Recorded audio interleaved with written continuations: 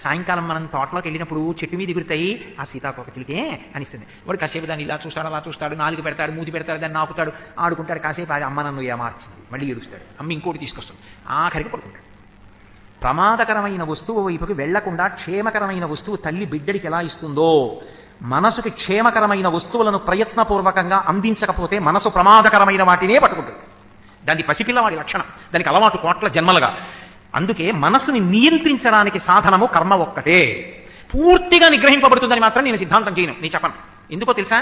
శంకర భగవత్పాదులంతటి వారు శివానంద లహరి చేస్తూ సదా మోహాటవ్యాం చరతి యువతీనాం కుచగిరౌ నటత్యాశాఖాస్వతజి ఝడితి స్వైరమభిత కపాలిం భిక్షో మే హృదయ కపిమత్యం తచపలం దృఢం భక్త్యా బద్ధ్వా శివ భవదధీనం కురు విభో అంటారు. అది అత్యంత చపలం, అది వెళ్ళిపోతుంది, దాని అలవాటు. అది దానికున్న ఇంకొక గొప్ప శక్తి ఏమిటంటే అది యాంత్రీకరణ చేస్తుంది. యాంత్రీకరణము అన్న మాటకి అర్థం ఏమిటంటే 5 నిమిషాలు మీరు ఏదైనా చేశారనుకోండి, అలాగే చెయ్యే అని వెళ్ళిపోతుంది.